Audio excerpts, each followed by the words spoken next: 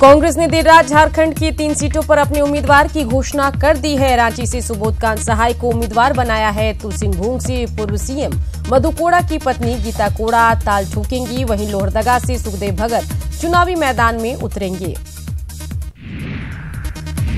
News 18 पर अमित शाह के दिए बयान को सीएम रघुवर दास ने तारीफ की है और देशवासियों से वोट देकर राष्ट्रभक्ति जताने की अपील की है। सीएम ने आतंकवाद को लेकर यूपीए सरकार पर निशाना भी साधा।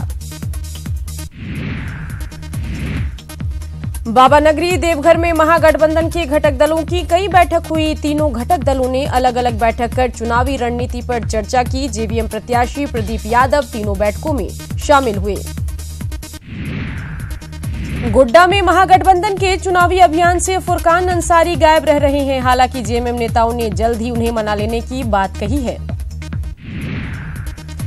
लोहरदगा में नामांकन के पहले दिन 5 नामांकन पत्र की बिक्री हुई। बीजेपी, बीएसपी समेत 5 उम्मीदवारों ने नामांकन पत्र खरीदा। गिरिडीह नगर थाने में बीजेपी जिलाध्यक्ष सुनील अग्रवाल पर आदर्श आचार संहिता उल्लंघन को लेकर मामला दर्ज किया गया। मकतपुर में बिजली के खंभे में बीजेपी का झंडा लगा होने पर यह कार्रवाई की गई। जमशेदपुर के सोनारी में वर्चस्व की लड़ाई में ताबड़तोड़ गोलियां चली। बाइक से आए अपराधियों ने राजा सिंह और रोहित पासवान नाम के 2 युवकों पर फायरिंग की। हालांकि दोनों युवक इस फायरिंग से बाल बाल बचे और भागकर अपनी जान बचाई। जमशेदपुर के बागबेड़ा में अवैध शराब पर छापेमारी करने गई उत्पाद विभाग की टीम पर शराब माफिया ने पथराव किया, जिसमें एक महिला पुलिसकर्मी घायल हो गई और 2 पीसीआर वैन क्षतिग्रस्त हो गया। घाटशिला के भैरव स्थान के पास पश्चिम बंगाल के निवासी मंगल मुंडा का शव संदिग्ध हालत में मिला। परिजनों को घटना के बारे में जानकारी दे दी गई है। जमशेदपुर के एंटी करप्शन ब्यूरो ने मानगो नगर निगम के जूनियर इंजीनियर रोशन कुमार को 5000 घूस लेते रंगे हाथ गिरफ्तार कर लिया है।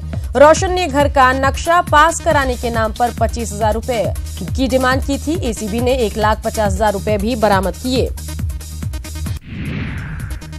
धनबाद के पुराना बाजार पंजाब नेशनल बैंक में पैसा जमा करने गया एक व्यवसायी बैंक के भीतर ही चोरी की घटना का शिकार हो गया। चोरों ने व्यवसायी के थैले में ब्लेड मारकर 1,50,000 रुपए चोरी कर लिए और फरार हो गए। हालांकि पूरी घटना सीसीटीवी में कैद हो गई। आदर्श आचार संहिता के तहत साइलेंट आर में पूरे प्रदेश में कोई भी पार्टी या प्रत्याशी चुनाव प्रचार नहीं कर सकेगा। मुख्य निर्वाचन पदाधिकारी एल कियांगते ने बताया कि मतदान के 48 घंटे पूर्व मतदान वाले क्षेत्र में साइलेंट ओवर प्रभावी होता है। हजारीबाग में आदर्श आचार संहिता उल्लंघन के 7 मामलों में प्रशासन की ओर से एफआईआर दर्ज कराया गया। इसमें से 6 शिकायतें सी विजिल ऐप के जरिए प्रशासन तक पहुंची। पूर्वी सिंहभूम के डीसी अमित कुमार और एसएसपी अनूप बिरथरे ने घाटशिला के क्लस्टर और मतदान केंद्रों पर बुनियादी सुविधाओं का जायजा लिया, साथ ही कई दिशा निर्देश भी दिए। लातेहार के व्यय प्रेक्षक खुंजुड केचरी ने डीसी राजीव कुमार से मुलाकात की, साथ ही उन्होंने लोकसभा चुनाव की तैयारियों और अन्य गतिविधियों का भी जायजा लिया। रामगढ़ की डीसी राजेश्वरी बी ने पतरातू में बने चुनावी क्लस्टर का जायजा लिया और अधिकारियों को कई दिशा निर्देश दिए, साथ ही पानी, बिजली और साफ सफाई कराने को भी कहा।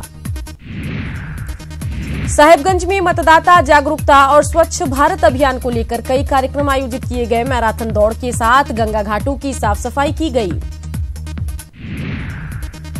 लोकसभा चुनाव के लिए गोड्डा कॉलेज और +2 स्कूल के 2 छात्रों को यूथ एम्बेसडर बनाया गया। चारों छात्र रांची गए, जहां वे 1 दिवसीय कार्यशाला में शामिल होंगे। गढ़वा के डंडई प्रखंड में मंगरू भुइया की लंबी बीमारी से मौत हो गई। स्थानीय मुखिया की पहल पर मृतक के परिजनों को खाद्य सामग्री और रकम दी गई। साहेबगंज में अग्निशमन विभाग 6 माह से उधार लेकर गाड़ियों में डीजल भरवा रहा है। दरअसल विभाग की ओर से समय पर भुगतान नहीं किया जाता है, इसके चलते ऐसे हालात हैं।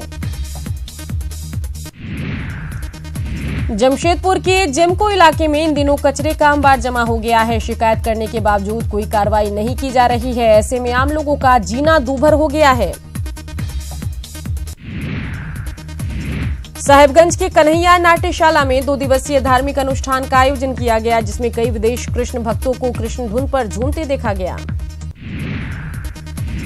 पाकुड़ के पलियादाहा गांव के लोग बंदर के आतंक से दहशत में हैं। पिछले 4 दिनों के अंदर बंदरों ने दर्जनों ग्रामीणों को हमले कर घायल कर दिया। वहीं वन विभाग के रेंजर ने घायल लोगों को मुआवजा देने का आश्वासन दिया।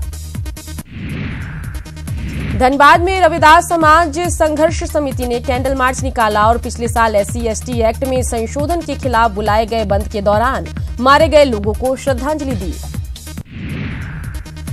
धनबाद के CSIR सिम्फर की 73वीं स्थापना दिवस धूमधाम से मनाई गई। इस मौके पर नीति आयोग के सदस्य डॉक्टर VK शाश्वत ने कहा कि पाकिस्तान के खिलाफ की गई एयर स्ट्राइक बिल्कुल सटीक निशाने पर की गई थी।